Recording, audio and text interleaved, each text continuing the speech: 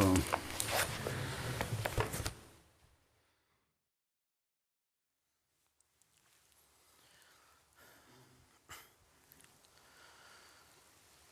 اللہ اکبر اللہ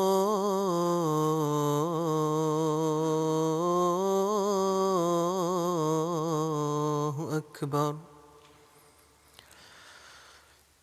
اللہ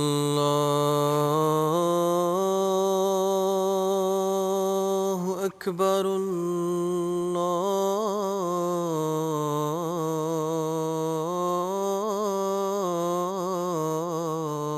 أكبر.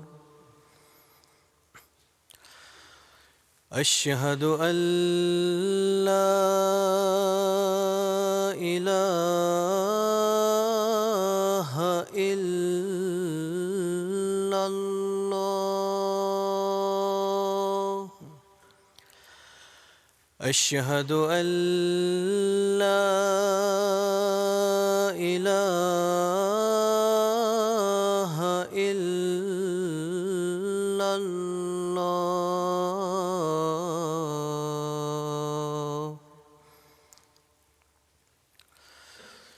أشهد أن محمدًا رسول الله.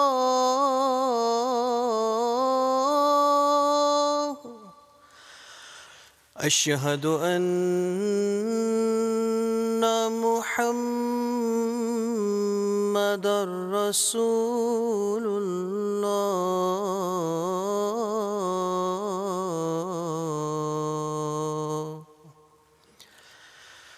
حي على الصلاة.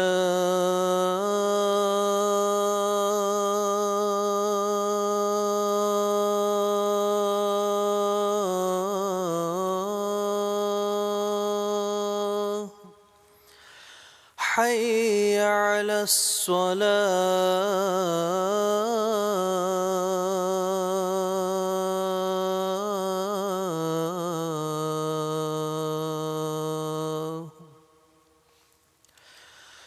حي على الفلاح.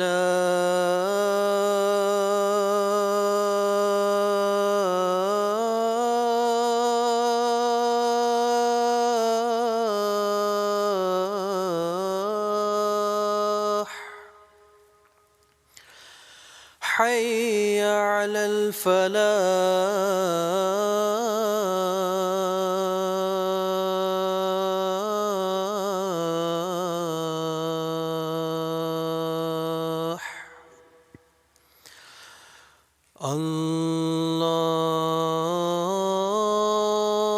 الله أكبر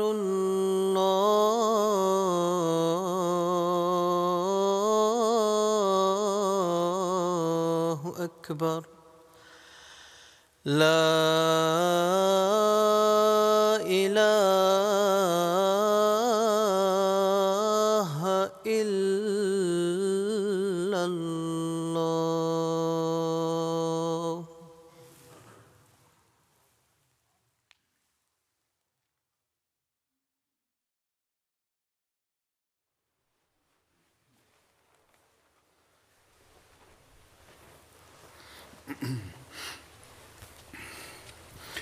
السلام علیکم ورحمۃ اللہ.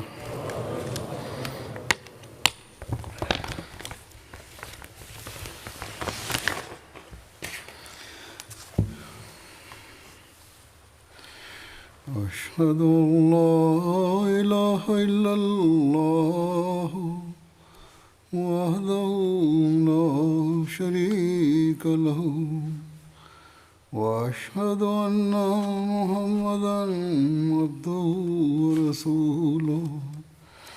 أما بعد فأعوذ بالله من الشيطان الرجيم. بسم الله الرحمن الرحيم. الحمد لله رب العالمين. الرحمن الرحيم. مالك يوم الدين إياك نعبد وإياك نستعين اهدنا الصراط المستقيم صراط الذين أنعمت عليهم غير المغضوب عليهم ولا الضالين.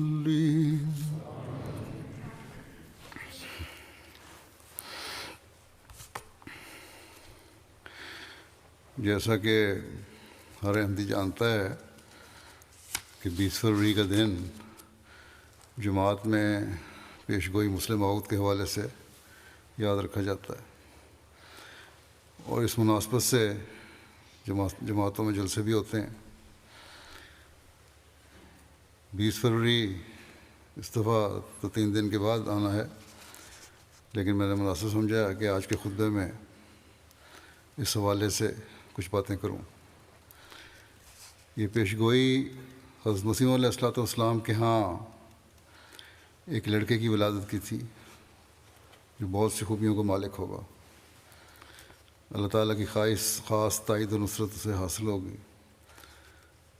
حضرت مسیح علیہ الصلوۃ والسلام نے اس بات کو، اس پیش گوئی کو اس طرح بیان فرمایا ہے، فرمایا پہلی پیش گوئی بے الہام اللہ ہے تعالی و عالم ہی عز و جل، خدائے رحیم و کریم و برتر نے جو ہر یک چیز پر قادر ہے، جل شانہ و عز اسمہ، مجھ کو اپنے الہام سے مخاطب کر کے فرمایا کہ میں تجھے ایک رحمت کا نشان دیتا ہوں، اسی کے موافق جو تو نے مجھ سے مانگا، سو میں نے تیری تضرعات کو سنا اور تیری دعاؤں کو اپنی رحمت سے بپایا قبولیت جگا دی، اور تیرے سفر کو جو ہوشیارپور اور لدھیانہ کا سفر ہے تیرے لیے مبارک کر دیا، سو قدرت اور رحمت اور قربت کا نشان تجھے دیا جاتا ہے، فضل اور احسان کا نشان تجھے عطا ہوتا ہے، اور فتح و ظفر کی کلید تجھے ملتی ہے۔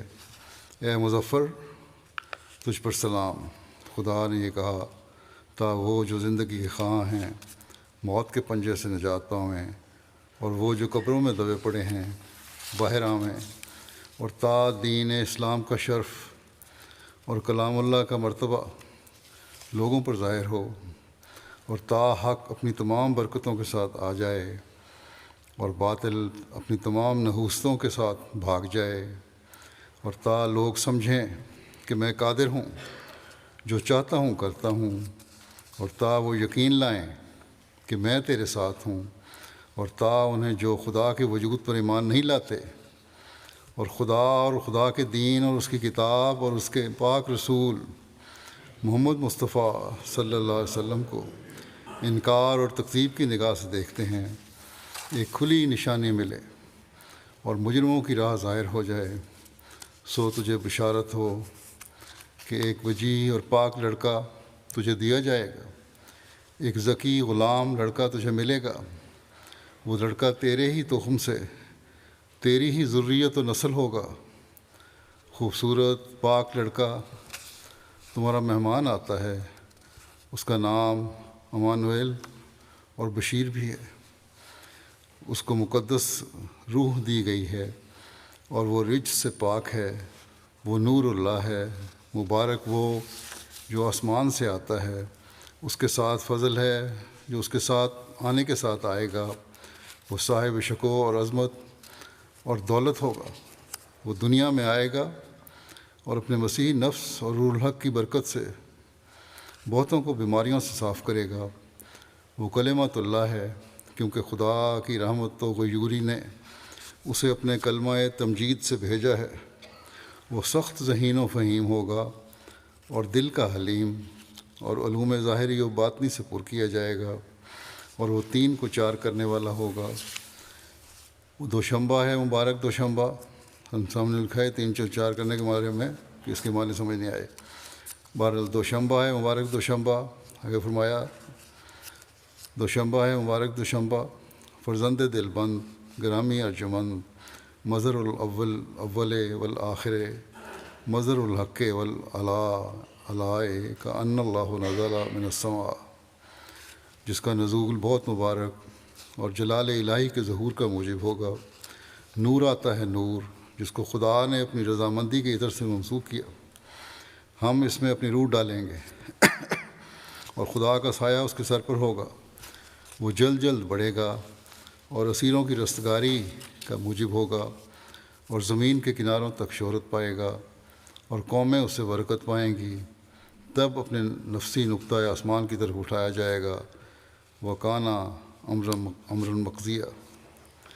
چنانچہ اس پیش گوئی کے مطابق اس مدت کے اندر جو آپ نے بیان فرمائی تھی، بیٹا پیدا ہوا جس کا نام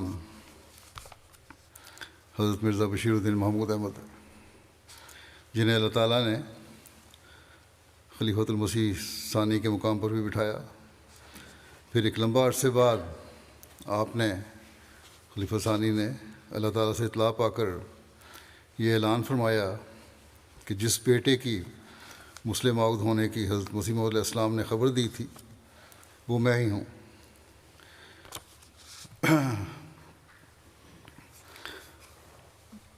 اس بیٹے کے اللہ تعالیٰ کی طرف سے علوم ظاہری و باطنی سے پر کیے جانے، ذہین و فہیم ہونے اور دوسری خصوصیات کا حامل ہونا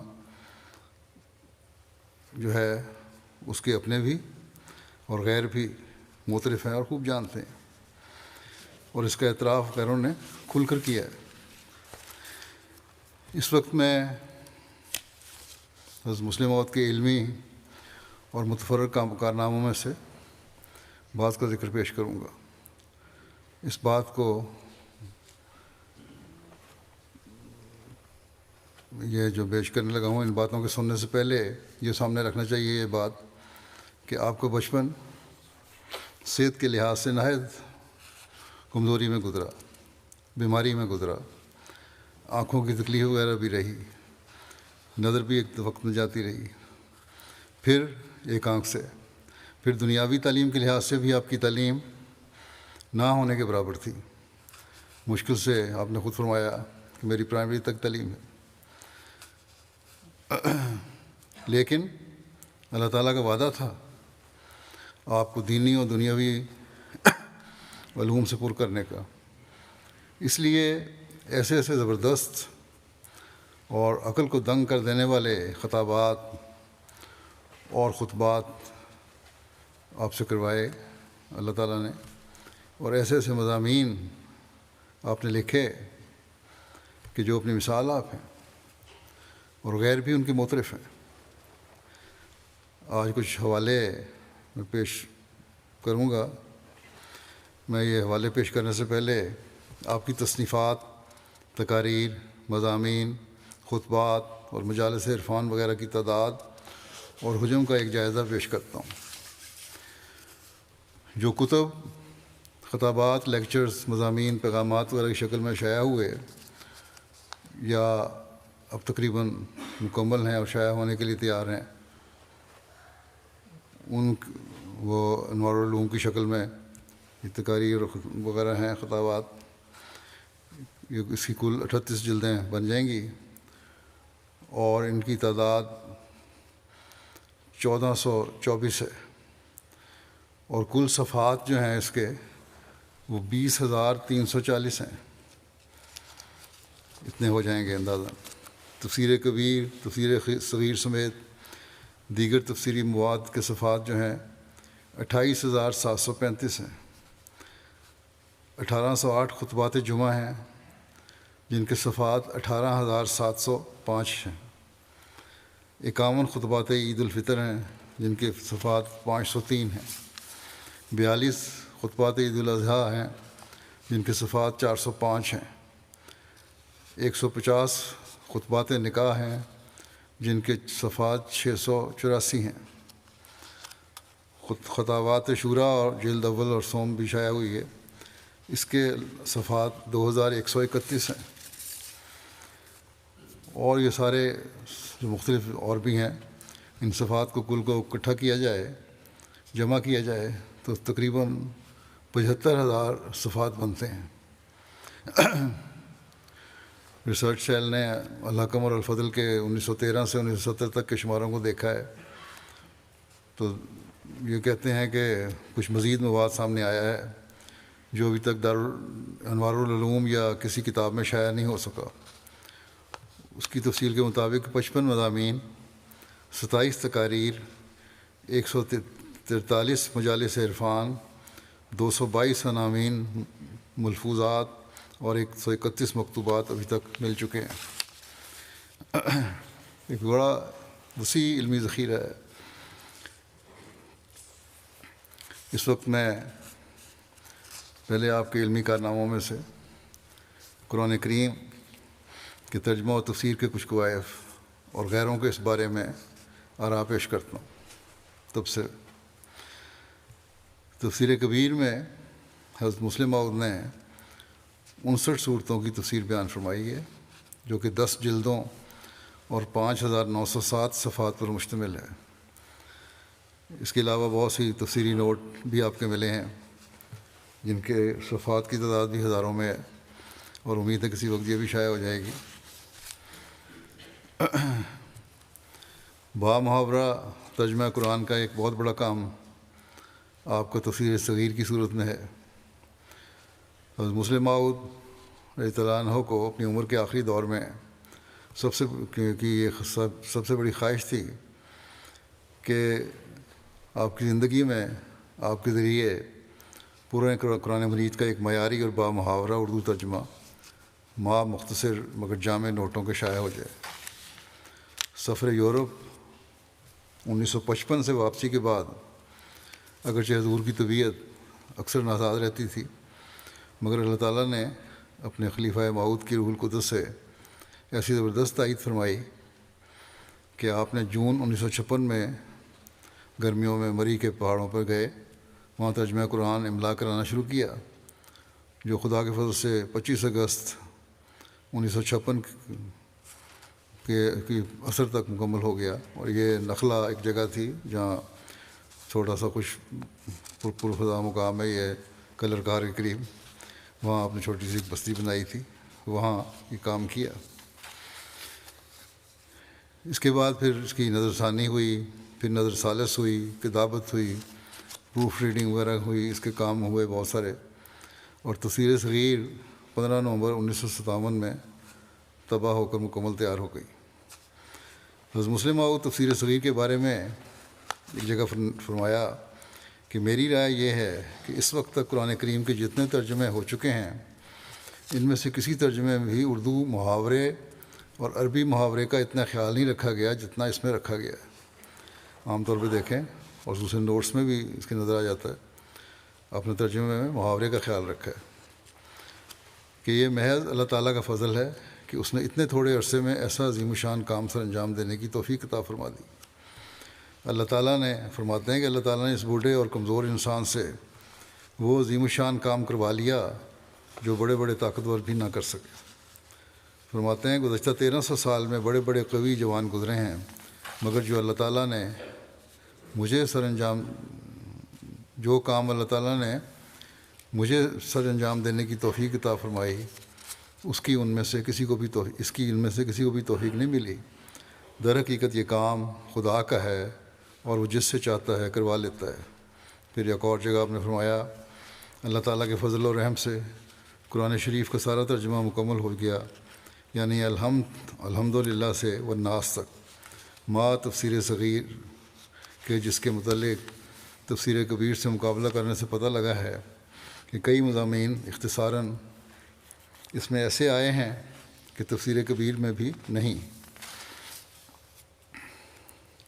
پھر تفسیر القرآن انگریزی کا بھی ایک اہم کام ہوا، جسے 5 والیوم کومنٹری کہتے ہیں ہم۔ اس تفسیر کے شروع میں حضرت مسلم موعود کے قلم سے لکھا ہوا ایک نہایت پرمعارف دیباچہ بھی شامل ہے، جس میں دوسرے صحف سماوی کی موجودگی میں قرآن مجید کی ضرورت اور حضرت صلی اللہ علیہ وسلم کی حیات طیبہ اور جمع القرآن اور قرآنی تعلیمات پر بالکل اچھوتے اور دل آویز پیرائے میں روشنی ڈالی گئی ہے۔ حضرت مسلم موعود نے اس دیباچے کے آخر میں شکریہ و اعتراف کے زیر عنوان تحریر فرمایا کہ میں اس دباچے کے آخر میں مولوی شیر علی صاحب کی ان بے نظیر خدمات کا اعتراف کرنا چاہتا ہوں جو انہوں نے باوجود صحت کی خرابی کے قرآن کریم کو انگریزی میں ترجمہ کرنے کے متعلق کی ہیں۔ اسی طرح مولانا غلام فرید صاحب، خان بہادر چودھری ابو الہاشم خان صاحب مرحوم اور مرزا بشیر احمد صاحب بھی شکریہ کے مستحق ہیں۔ انہوں نے ترجمے پر تفسیری نوٹ میری مختلف تقریروں اور کتابوں اور درسوں کا خلاصہ نکال کر درج کیے ہیں۔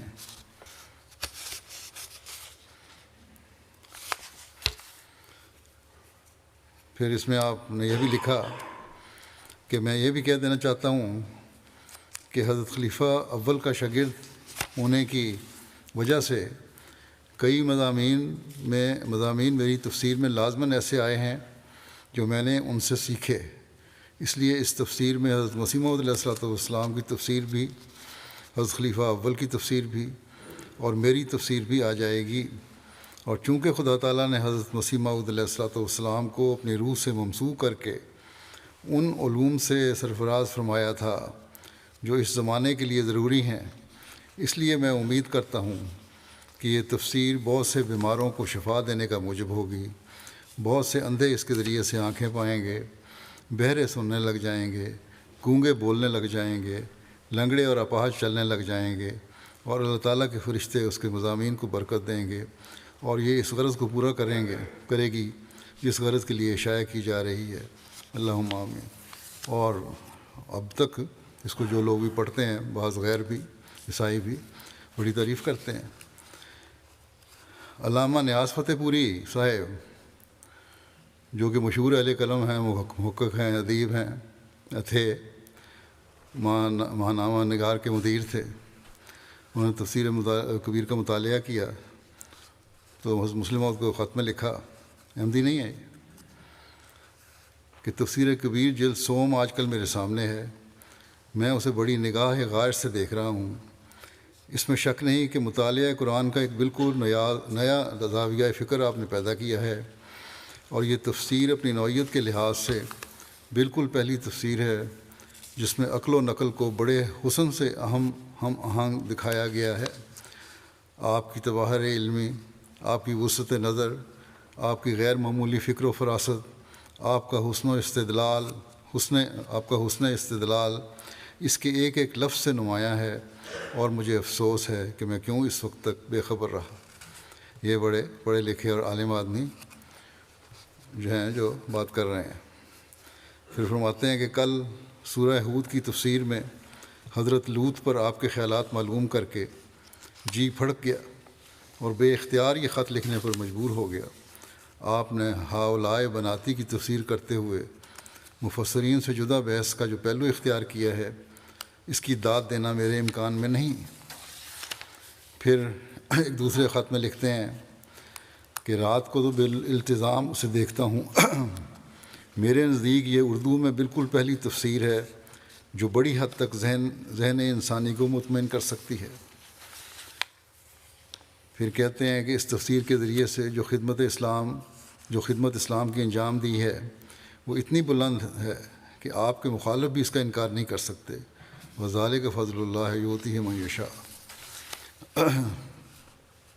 سید محمد اعظم صاحب حیدرآبادی ہیں، بیان کرتے ہیں یہ احمدی تھے، کہتے ہیں کہ برصغیر ہندو پاکستان کی معروف شخصیت نواب بہادر یار جنگ، جن سے سیٹھ صاحب کے بڑے دوستانہ تعلقات تھے، یہ بہادر یار جنگ صاحب احمدی نہیں تھے، ان سے تعلقات تھے ان کے۔ سیٹھ صاحب کہتے ہیں کہ نواب بہادر یار جنگ اپنی صحبتوں میں تفسیر کبیر کا اکثر ذکر کیا کرتے تھے اور اس کی عظمت کا ہمیشہ اعتراف کرتے اور کہا کرتے تھے کہ اس کے بیان کردہ معارف سے انہوں نے بہت استفادہ کیا۔ پھر جناب اختر رینوی صاحب ایم اے صدر شعبہ اردو پٹنہ یونیورسٹی اپنا واقعہ بیان کرتے ہیں، کہتے ہیں میں نے یکے بعد دیگرے خلیفۃ المسیح ثانی کی تفسیر کبیر کی چند جلدیں پروفیسر عبد المنان بیدل، سابق صدر شعبہ صدر شعبہ فارسی پٹنہ کالج پٹنہ اور حال پرنسپل شبینہ کالج پٹنہ کی خدمت میں پیش کیں۔ وہ ان تفسیروں کو پڑھ کر اتنے متاثر ہوئے کہ انہوں نے مدرسہ عربیہ شمس الہدا پٹنہ کے شیوخ کو بھی تفسیر کی بعض جلدیں پڑھنے کے لیے دیں، اور ایک دن کئی شیوخ کو بلوا کر انہوں نے ان کے خیالات دریافت کیے۔ ایک شیخ نے کہا کہ فارسی تفسیروں میں ایسی تفسیر نہیں ملتی۔ پروفیسر عبد المنان صاحب نے پوچھا کہ عربی تفسیروں کے متعلق کیا خیال ہے؟ شیوخ خاموش رہے۔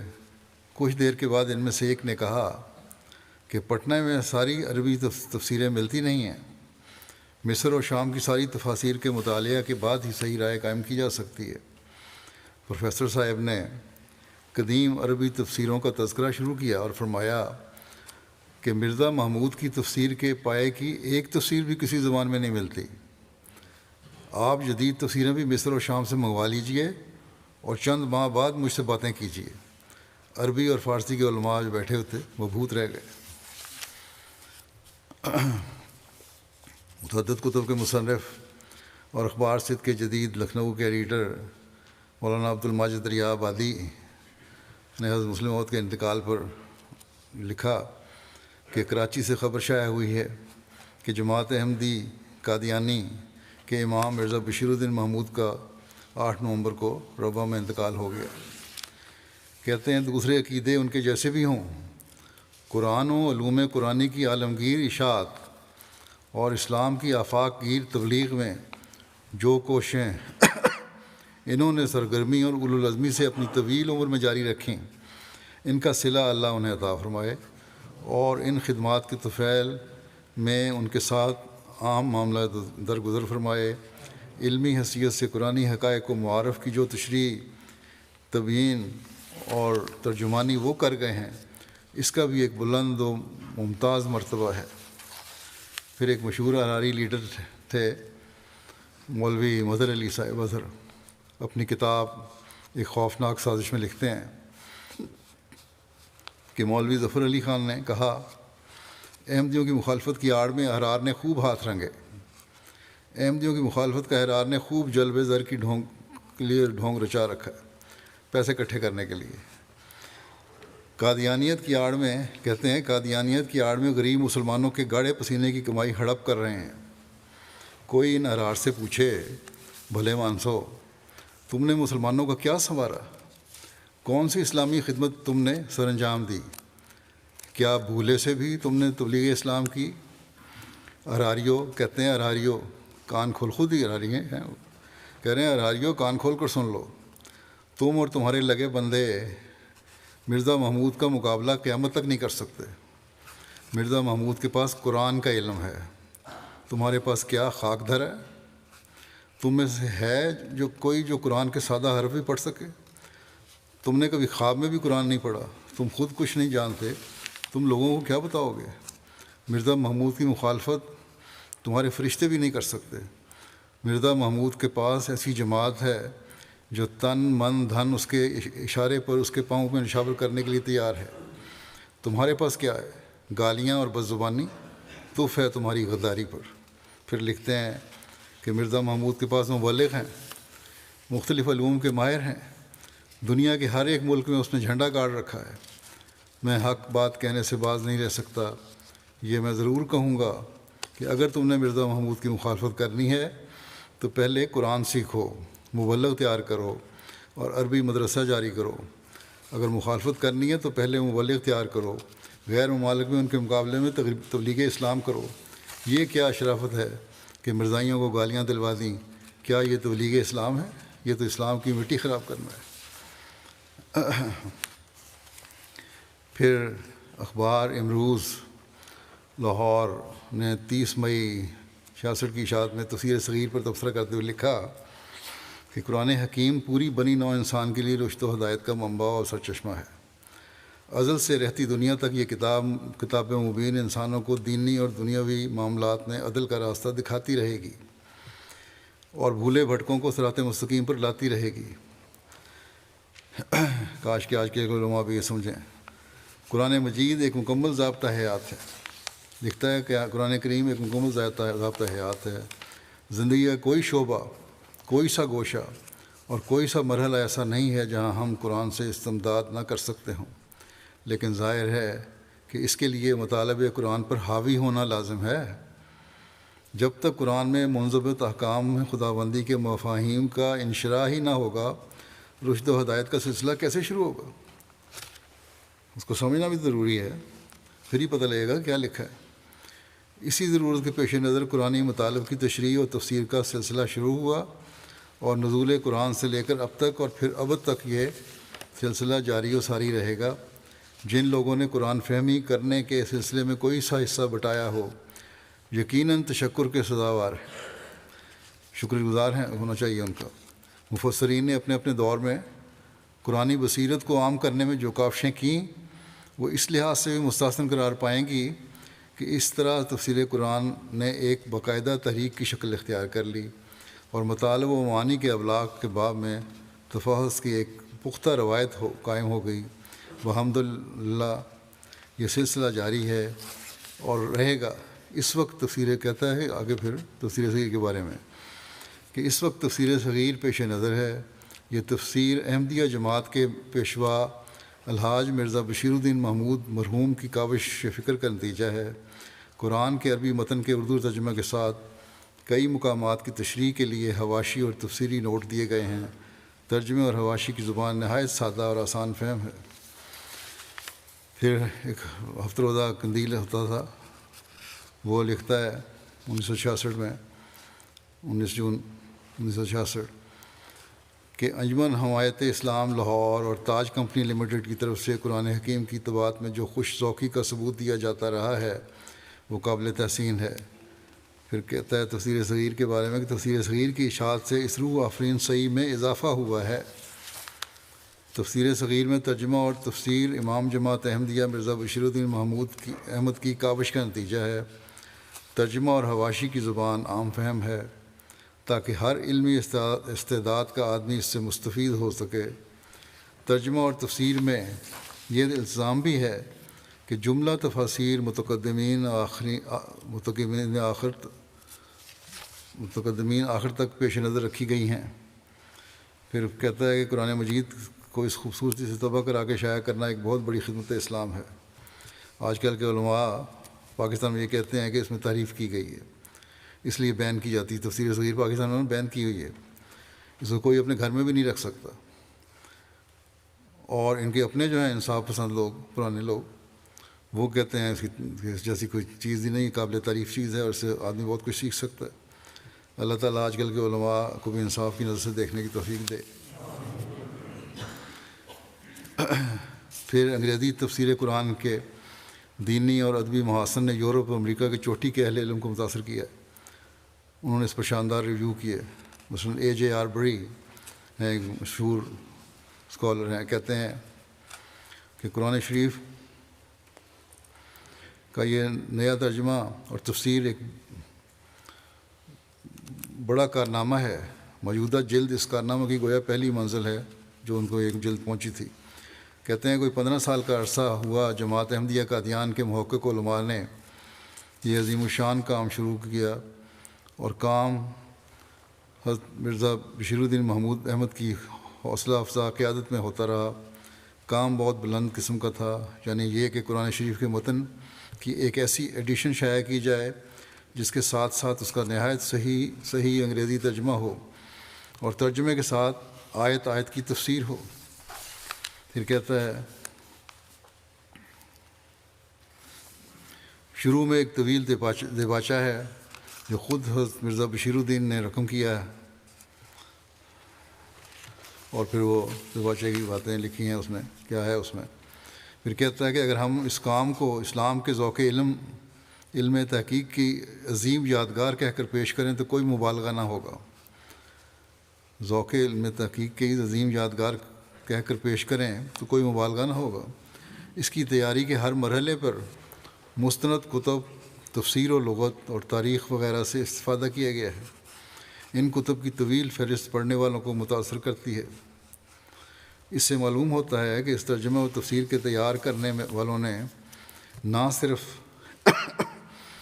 تمام مشہور عربی تفسیروں کو زیر مطالعہ رکھا، بلکہ ان کے ساتھ ساتھ یورپین مستشرقین نے تنقیدی رنگ میں جو کچھ لکھا ہے اسے بھی مد نظر رکھا ہے، اگر صرف ترجمے پر نظر ڈالی جائے تو یہ کہنا پڑتا ہے کہ ترجمے کی انگریزی غلطیوں سے پاک اور بڑی پروکار ہے۔ پھر کہتا ہے کہ غیر مسلم معترضین کے اعتراضوں کا رد بھی اس میں ہے، اور دوسرے مذاہب پر مناسب تنقید بھی۔ غیر مسلم پڑھنے والوں کو اس کے کئی حصے یک طرفہ اور معترضانہ رنگ لیے ہوئے معلوم ہوں گے، لیکن یاد رہے یہ حصے بھی خلوص نیت سے لکھے گئے ہیں اور نہایت توجہ سے پڑھے جانے کے لائق ہیں۔ ان سے پتہ لگتا ہے کہ متقی اور اہل علم مسلمان جب دوسرے مذاہب کی روایتی تعلیموں پر اعتراض کرتے ہیں تو ایسا کیوں کرتے ہیں۔ پھر ایک ڈاکٹر چارلس ایس بریڈن، صدر شعبہ تاریخ و ادب و ادبیات نارتھ ویسٹرن یونیورسٹی ایمسٹن امریکہ نے لکھا کہ کتاب کی طباعت نہایت عمدہ ہے، ٹائپ بھی اعلیٰ ہے اور سہولت سے پڑھا جا سکتا ہے۔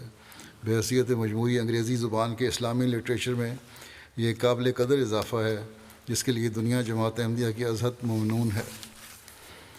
پھر ایک مشہور مسیحی اخبار النصر نے لکھا کہ جماعت احمدیہ نے امریکہ اور یورپ کے براعظموں میں ثقافت اسلامیہ کی اشاعت کا نمایاں کام کیا ہے، اور یہ کام لگاتار مبلغین کی روانگی سے ہو رہا ہے اور مختلف کتب و اشتہارات کی اشاعت سے بھی، جن کے ذریعے فضائل اسلام اور حضرت رسول کریم صلی اللہ علیہ وسلم کی صداقت کو بیان کیا جاتا ہے۔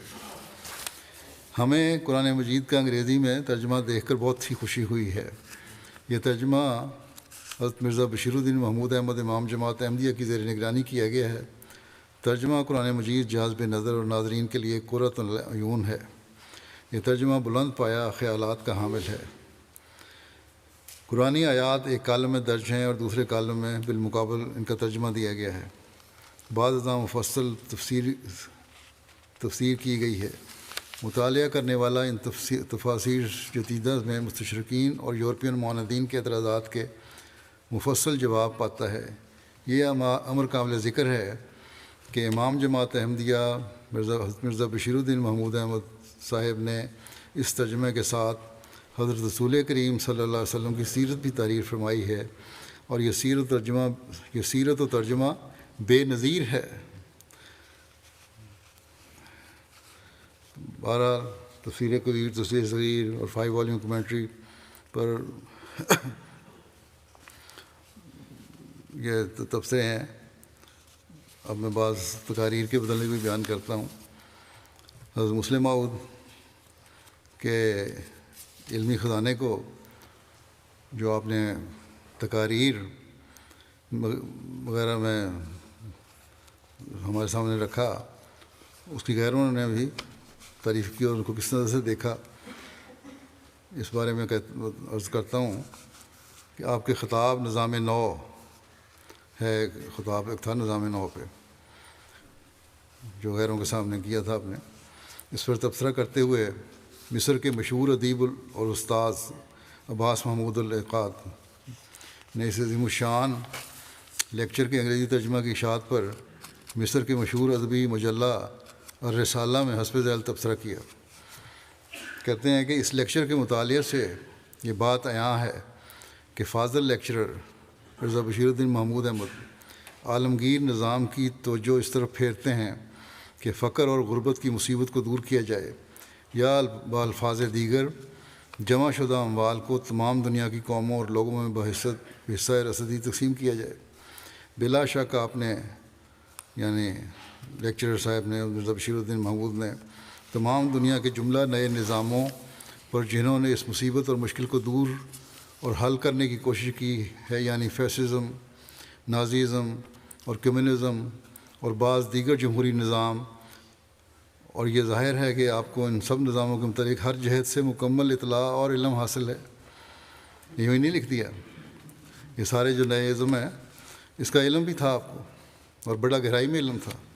پھر اخلاق کہتا ہے لیکن ساتھ ہی آپ یہ اعتقاد بھی رکھتے ہیں، جو بالکل صحیح اعتقاد ہے، کہ سیاستدان اور پارٹی لیڈرز اور حکومتیں اس مشکل کو حل نہیں کر سکتے، اس لیے ایسی مشکلات کو حل کرنے کے لیے روحانی قوت کی ضرورت ہے، کیونکہ ہر ایسی مشکل جو تمام انسانوں سے تعلق رکھتی ہے، اس کا حقیقی حل اور علاج تمام کے تمام انسان مل کر ہی کر سکتے ہیں۔ اسی لیے سب سے بڑی چیز جو اطمینان پیدا کرتی ہے اور نیک کاموں اور اصلاح کے لیے دلیری پیدا کرتی ہے، یعنی اعتقاد اور ایمان، اس کو نظر انداز نہیں کیا جا سکتا۔ اس کے بعد آپ نے ہندوستان میں موجودہ بڑے بڑے مذاہب پر خصوصاً اور دنیا کے دوسرے مذاہب پر عموماً ایک محققانہ نظر ڈالی ہے، تا ان سے وہ علاج دریافت کیا جائے جو وہ اس مشکل کے دور کو دور کرنے کے لیے جسے دنیا بری نظر سے دیکھتی ہے وہ پیش کرتے ہیں، اور تا ان سے نیا نظام دریافت کیا جائے جو وہ موجودہ نظام کے بجائے پیش کر سکتے ہیں، کیونکہ ان کا بھی فرض ہے کہ وہ اس مشکل کو حل کریں اور اس مصیبت کو دور کریں۔ اس کے بعد لکھتا ہے کہ اس کے بعد آپ نے بہت سے دلائل اس بات کے لیے پیش کیے ہیں کہ ان سب مذاہب میں سے پہلے تو یہ کہ ٹھیک ہے مذاہب اپنے اپنے پیش کریں نظام اگر ہے ان کے پاس کچھ، لیکن کر نہیں سکتے۔ پھر لکھتا ہے کہ آپ نے بہت سے دلائل اس بات کے لیے پیش کیے ہیں کہ ان سب مذاہب میں سے صرف اسلام ہی ایک ایسا مذہب ہے جو اپنے اندر ان مشکلات کو حل کرنے کی طاقت رکھتا ہے، اور تمام اقوام اور تمام لوگ پہلے بھی اس پر عمل کر سکتے تھے اور اب اس موجودہ زمانے میں بھی عمل کر سکتے ہیں۔ پھر اس کے بعد محمود القاد صاحب نے نظام نو کے اس حصے کا خلاصہ اپنی زبان میں دیا ہے۔ کہتے ہیں کہ دیگر فاضل لیکچرر بالفاظ دیگر فاضل لیکچرر صاحب نے صرف ان مذہبی عقائد کا ہی جن کا ہم نے مذکورہ بالا سطور میں نہایت مختصر طور پر اشارتاً ذکر کیا ہے مقابلہ اور موازنہ کرنے میں ہی کوئی کسر اٹھا نہیں رکھی۔ اس نے لمبی چوڑی تفصیل دی تھی جو میں نے نہیں پڑھی، بہرحال کہتے ہیں بلکہ آپ نے خاص طور پر ان پر گہری نظر ڈالی ہے اور خاص اہتمام سے کام لیا ہے، کیونکہ صرف عقیدہ ہی، جیسا کہ آپ نے فرمایا، کہ ایک ایسی چیز ہے جس سے اصلاح کی امید رکھی جا سکتی ہے، اور ساتھ ہی آپ نے ان عقائد کا مقابلہ اور موازنہ کرنے کے علاوہ ان تمام سیاسی اور سوشل نظاموں کا بھی مقابلہ اور موازنہ کر کے یہ ثابت کیا ہے کہ یہ سب کے سب عملی طور پر بھی اور روحانی طور پر بھی اپنے مقاصد میں ناکام رہے۔ اس کے بعد نظام نو کے اس حصہ کا خلاصہ دیا ہے اس نے جو سیاسی اور سوشل نظاموں پر مشتمل ہے۔ اگر یہ پھر کہتا ہے کہ اگر یہ آواز یورپ اور امریکہ کے انگریزی خوان طبقہ میں پھیلائی جائے، بلکہ خود اہل ہندوستان اور اہل مشرق کے درمیان بھی پھیلائی جائے تو یقیناً اپنا اثر دکھلائے گی۔ پھر اسلام میں اختلافات کا آغاز، یہ آپ کا ایک لیکچر ہے جو ماڈرن ہسٹوریکل سوسائٹی کے اجلاس میں اسلامیہ کالج لاہور میں آپ نے دیا۔ ایسا علمانہ اور تاریخ اسلام پر مکمل عبور رکھتے ہوئے یہ لیکچر تھا کہ بڑے بڑے تاریخ دان بھی اپنے آپ کو طفل مکتب سمجھنے لگے آپ کے سامنے۔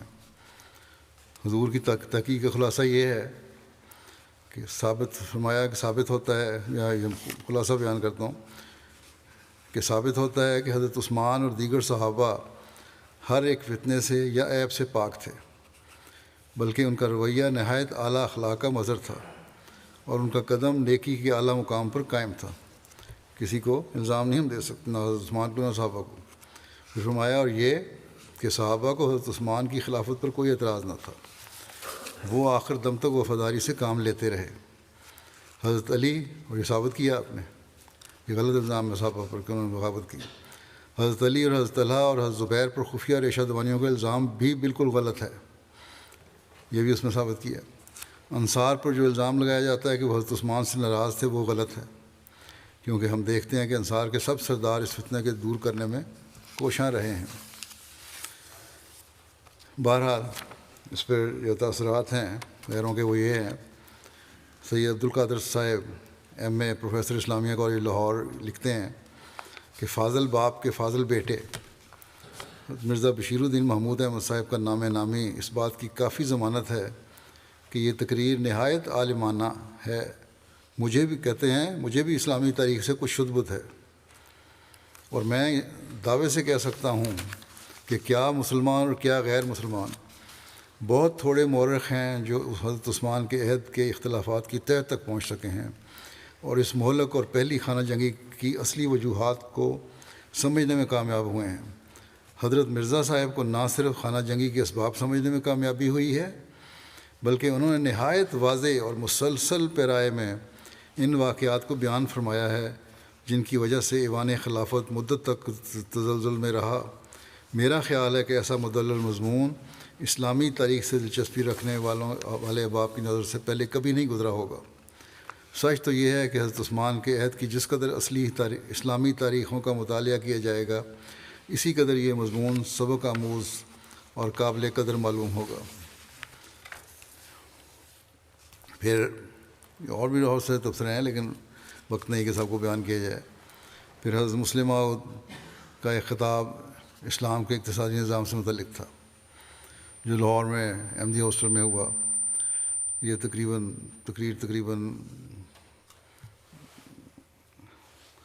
2.5 گھنٹے تک جاری رہی۔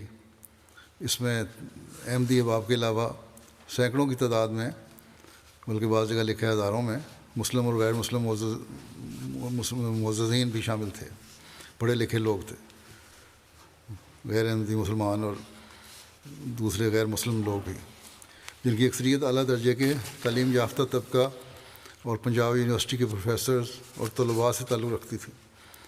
تقریر کے دوران پروفیسرز، وکلاء اور دیگر اہل علم دوست کثرت سے نوٹس لیتے رہے۔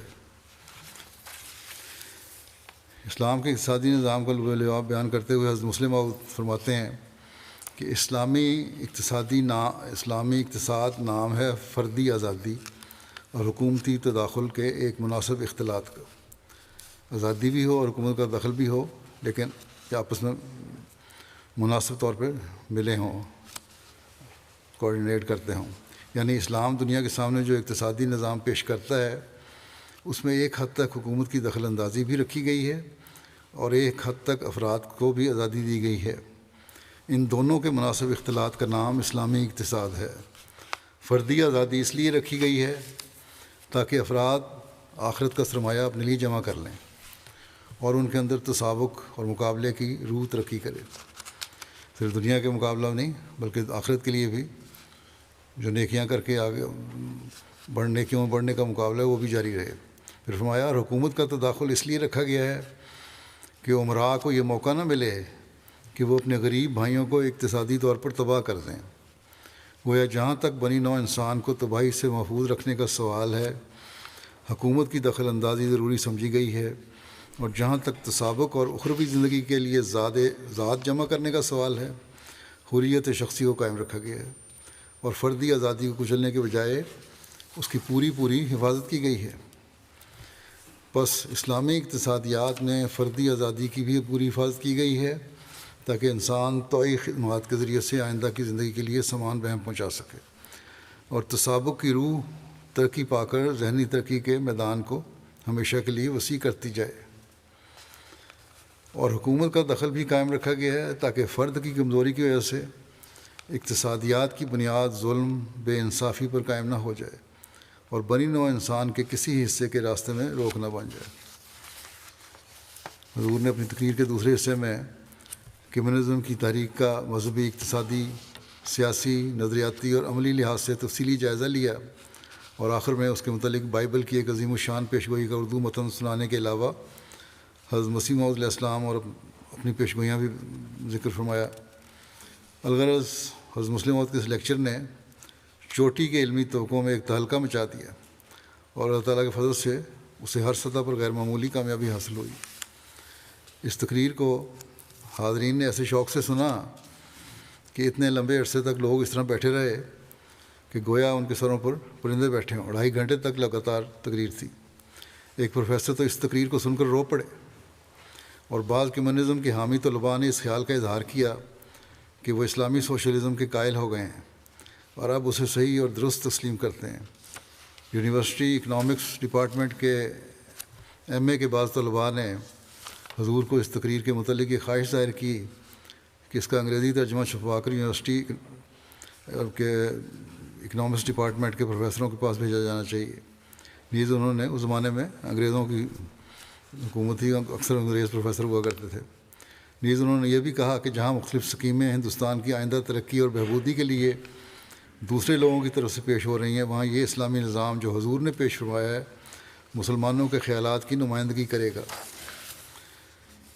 اس تقریر کی صدارت مسٹر رام چند مچندہ صاحب ایڈوکیٹ ہائی کورٹ لاہور نے کی تھی۔ کہتے ہیں کہ اس پر شوکت تقریر کے بعد لکھنے والا یہ لکھتا ہے کہ اس پر شوکت تقریر کے بعد صدر جلسہ جناب لالا رام چند مچندہ صاحب نے ایک مختصر تقریر کی۔ کہتے ہیں کہ میں اپنے آپ کو بہت خوش قسمت سمجھتا ہوں کہ مجھے ایسی قیمتی تقریر سننے کا موقع ملا، اور مجھے اس بات سے خوشی ہے کہ تحریک احمدیت ترقی کر رہی ہے اور نمایاں ترقی کر رہی ہے۔ جو تقریر اس وقت آپ لوگوں نے سنی ہے اس کے اندر نہایت قیمتی اور نئی نئی باتیں حضرت امام جماعت احمدیہ نے بیان فرمائی ہیں۔ مجھے اس تقریر سے بہت فائدہ ہوا ہے، اور میں سمجھتا ہوں کہ آپ لوگوں نے بھی ان قیمتی معلومات سے فائدہ اٹھایا ہوگا۔ مجھے اس بات سے بھی خوشی ہے کہ اس جلسہ میں نہ صرف مسلمان بلکہ غیر مسلم بھی شامل ہیں۔ پھر کہتے ہیں کہ پہلے تو میں سمجھتا تھا، اور یہ میری غلطی تھی، کہ اسلام اپنے قوانین میں صرف مسلمانوں کا ہی خیال رکھتا ہے، غیر مسلموں کا کوئی لحاظ نہیں رکھتا۔ مگر آج حضرت امام جماعت احمدیہ کی تقریر سے معلوم ہوا کہ اسلام تمام انسانوں میں مساوات کی تقسیم دیتا ہے، اور مجھے یہ سن کر بہت خوشی ہے۔ میں غیر مسلم دوستوں سے کہوں گا کہ اس قسم کے اسلام کی عزت و احترام کرنے میں آپ لوگوں کو کیا عذر ہے؟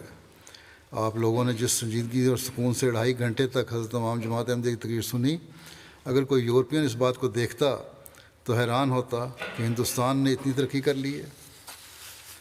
پھر کہتے ہیں، اچھا، پھر تبصرہ والے لکھنے والے لکھتے ہیں یہ کہ تقریر سننے کے بعد اکثر کی زبان پر تعریفی کلمات تھے، بلکہ ایک کثیر طبقے نے اس بات کا اقرار کیا کہ عقائد کے میدان میں گو ہم حضرت مرزا بشیر الدین محمود احمد صاحب کے ساتھ اختلاف رکھتے ہیں، عقیدہ ہمارا مختلف ہے، ہم یہ نہیں مانتے جو یہ عقیدہ رکھتے ہیں، مگر اس حقیقت سے انکار نہیں کر سکتے۔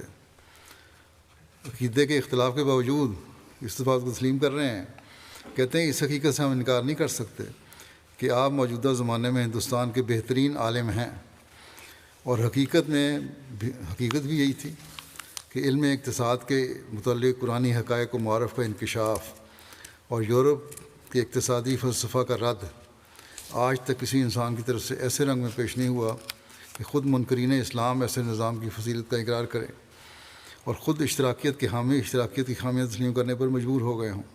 چنانچہ مولوی شیر علی صاحب کا بیان ہے کہ انہوں نے تقریر کے بعد بعض غیر احمدی نوجوانوں کو آپس میں یہ گفتگو کرتے سنا کہ اگر اب بھی تم نے کمیونزم کی تائید کی تو تم پر لعنت ہے۔ اسی طرح ایک پروفیسر صاحب پہلے بھی ذکر آیا پڑا ہے، سن کے رو پڑے۔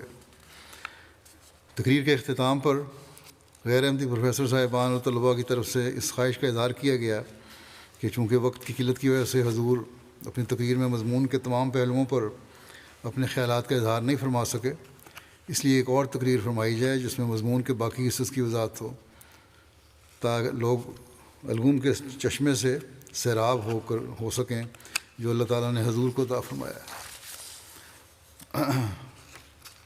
علوم ظاہری و باطنی سے پر کیے گئے۔ سید عبدالقادر صاحب ایم اے وائس پرنسپل اسلامیہ کالج لاہور کہتے ہیں، صدر شعبہ تاریخ ہے، کہ کہتے ہیں کہ اسلامیہ کالج نے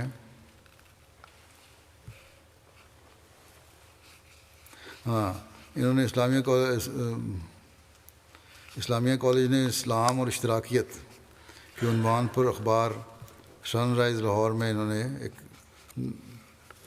نوٹ دیا جس کا کچھ حصہ یہ ہے، لکھتے ہیں کہ اسلام کا اقتصادی نظام اور کمیونزم کے موضوع پر مرزا بشیر الدین محمود احمد صاحب امام جماعت احمدیہ کا لیکچر سننے کا مجھے بھی فخر حاصل ہوا۔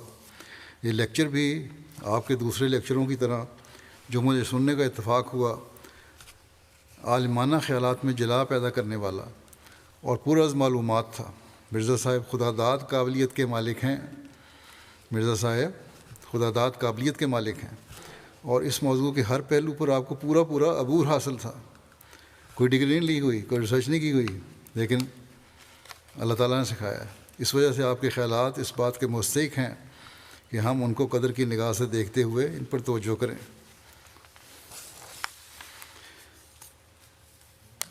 اس کے ترجمے بھی ہوئے مختلف زبانوں میں، اس کے تراجم پڑھ کر غیر ملکی پریس اور پڑھے لکھے طبقہ نے بھی سراہا۔ چنانچہ اسپین کے سپریم ٹریبونل کے president S Y D Jose Castan نے یہ پڑھ کے لکھا مولوی کرم اللہ عیسیٰ ظفر کو کہ میں آپ کے نوازش نامے کا بہت شکر گزار ہوں۔ اس کے ساتھ ایک بہترین کتاب ہے جس کے مطالعے نے میری طبیعت پر نہایت شاندار اور اعلیٰ تاثرات پیدا کیے ہیں۔ میں آپ کو یقین دلاتا ہوں کہ اللہ تعالیٰ آپ کو اس ملک اسپین میں اور اس کے باہر بھاری کامیابی عطا کرے گا۔ کتاب حالات حاضرہ کے متعلق نہایت دلچسپ ہے۔ پھر اخبار مسلموں کی وفات پر اخبار روشنی سری نگر نے لکھا 11 نومبر 1965 میں کہ آل انڈیا کشمیر کمیٹی کے اولین صدر جناب مرزا بشیر الدین محمود احمد صاحب کی وفات حسرت آیات۔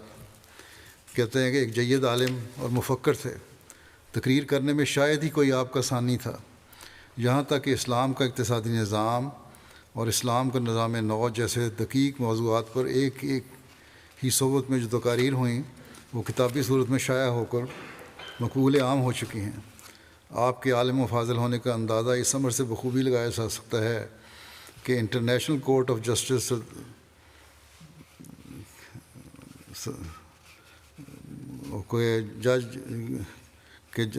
جج جسٹس سر رسول اللہ خان صاحب بھی آپ کے مریدوں میں سے ہیں، اور انہی کے الفاظ میں آپ کی ذات صفات حسنہ کا ایک ایسا دلکش مجموعہ پیش کرتی ہے جس کا ایک شخص کے وجود میں ہونا بہت نادر ہے۔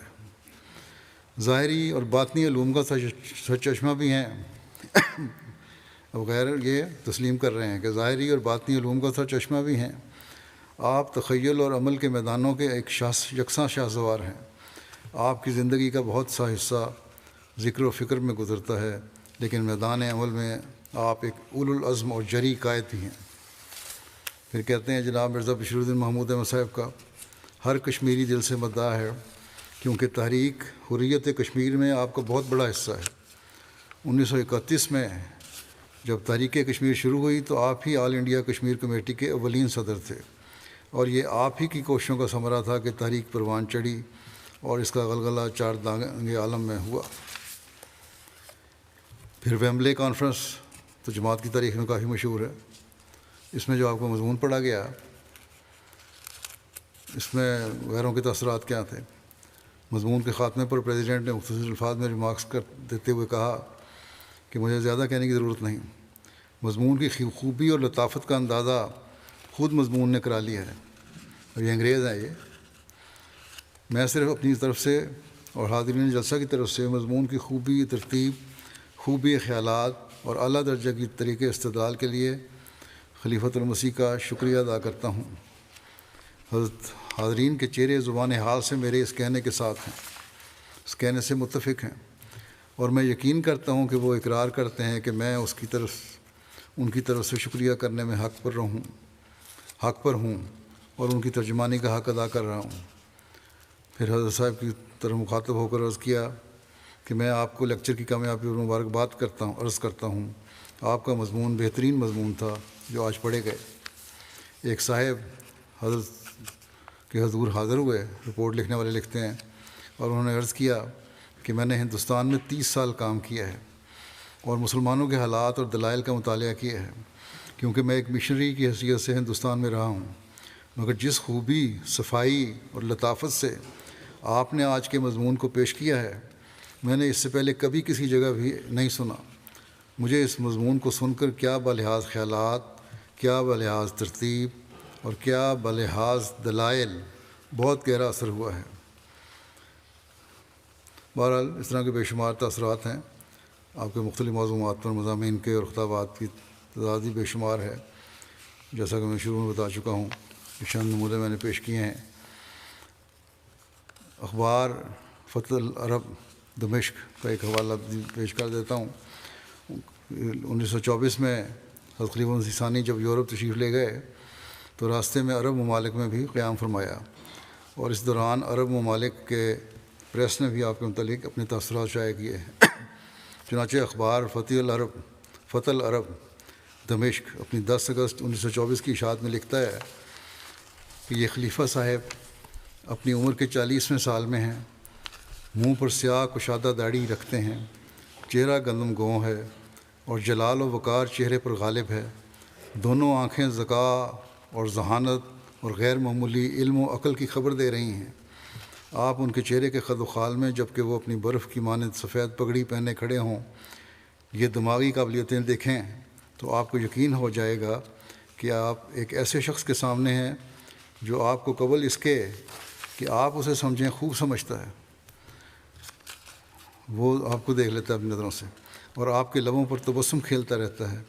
پھر حضرت مسلم کو فرمایا کہ ان کے لبوں پر تبسم کھیلتا رہتا ہے جو کبھی ظاہر اور کبھی پوشیدہ ہو جاتا ہے، ہمیشہ مسکراہٹ رہتی ہے۔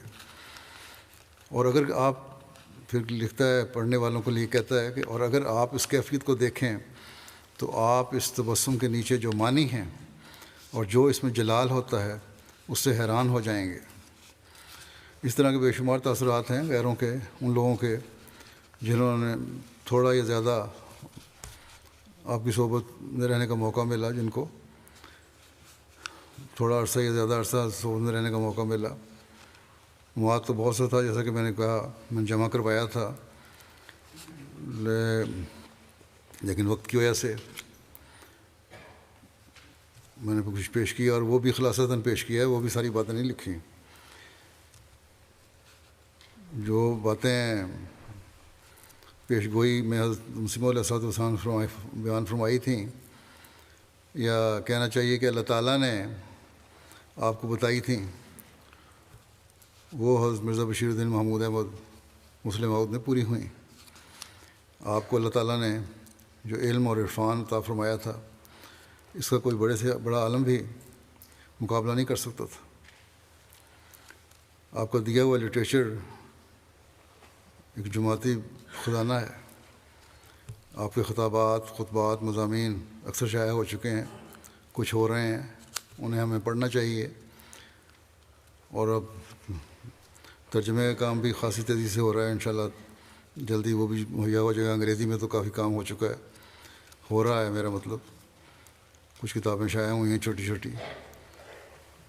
اللہ تعالیٰ ہمیں اس علم و عرفان سے فائدہ اٹھانے کی توفیق عطا فرمائے۔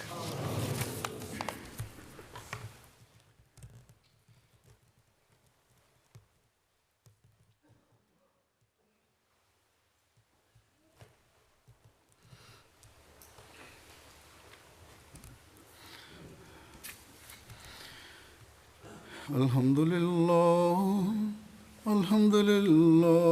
نحمده ونستعينه ونستغفره ونؤمن به ونتوكل عليه ونعوذ بالله من شرور أنفسنا ومن سيئات أعمالنا من يهده الله فلا مضل له ومن يضلله فلا هادي له ونشهد أن لا إله إلا الله ونشهد أن محمدا عبده ورسوله عباد الله رحمكم الله إن الله يأمر بالعدل والإحسان وإيتاء ذي القربى وينهى عن الفحشاء والمنكر والبغي يعظكم لعلكم تذكرون اذكروا الله يذكركم وادعوه يستجب لكم ولذكر الله أكبر